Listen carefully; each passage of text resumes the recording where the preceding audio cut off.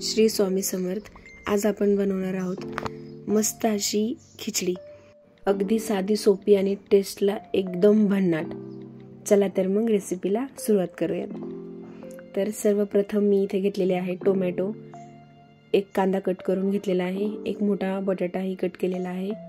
इथे मी भिजवलेले वाटाणे घेतले आहेत, सोयाबीन, कट केलेला लसूण, कढीपत्ता आणि हिरवी मिरची आणि 2 छोटे वाटे असे तांदूळ।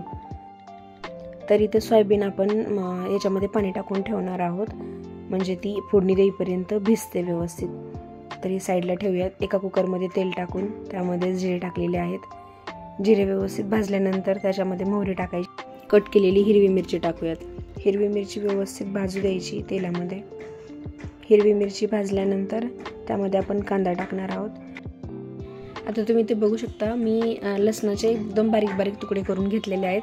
त्याला मी असं मिक्सरमध्ये किंवा असं कुटून घेतलेलं नाहीये, कारण ते टेस्टला छान लागतात। तसंच आपण याच्यात कढीपत्ताही टाकणार आहोत। टोमॅटो टाकल्यानंतर टोमॅटो व्यवस्थित तेलामध्ये फ्राय होईपर्यंत त्याला व्यवस्थित परतून घ्यायचं। यावरती थोडंसं मीठही टाकून घ्यायचं आणि मग व्यवस्थित परतून घ्यायचं।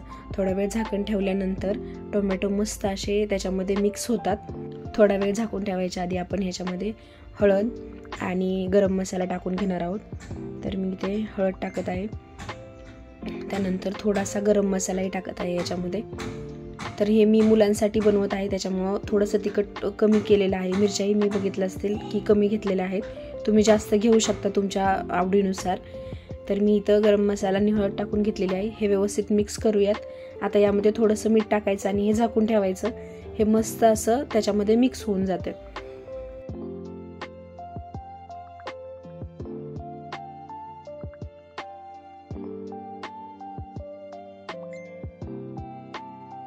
तर त्यानंतर मी याच्यामध्ये 1 चमचा शेजवान चटणी टाकलेली आहे। तुम्हाला आवडत असेल तर टाका, नाही तर नाही टाकली तरी काही हरकत नाहीये।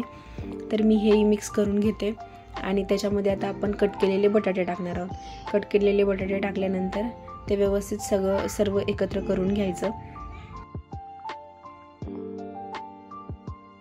अशा प्रकारे व्यवस्थित बटाटा यामध्ये मिक्स करून घ्यायचा।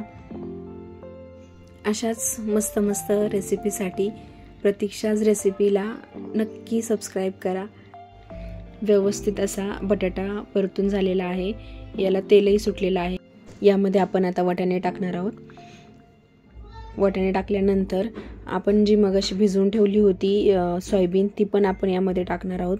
त्यात व्यवस्थित पाणी काढून घ्यायचं सोयाबीनमधून आणि मग ती अशी हाताने पिळून व्यवस्थित कोरडी झाल्यानंतर याच्यामध्ये ॲड करायची आहे। हे सर्व व्यवस्थित मिक्स करून घेऊयात आणि हे मिक्स झाल्यानंतर आता आपण याच्यात तांदूळ टाकणार आहोत। तर मी इथे तांदूळ व्यवस्थित 2 वेळेस स्वच्छ पाण्याने धुवून घेतलेले आहेत। तर आपण याच्यामध्ये तांदूळ टाकूयात। तांदूळ टाकल्यानंतर त्या व्यवस्थित तांदूळ आधी पाणी टाकायच्या आधी व्यवस्थित त्याला मिक्स करून घ्यायचं। तर अशा प्रकारे आपण हे मिक्स करून घेऊयात।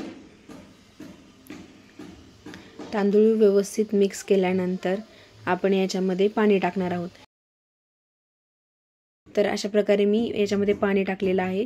1 चमचा मीठ टाकत आहे आणि हे मीठ टाकल्यानंतर व्यवस्थित मिक्स करायचं, नाहीतर मीठ फक्त खालीच लागतं, वरती राईसला लागत नाही। कुकरचं झाकण लावून 2 शिट्ट्या काढून घेणार आहोत। मस्त इथे आपली तांदळाची खिचडी तयार आहे।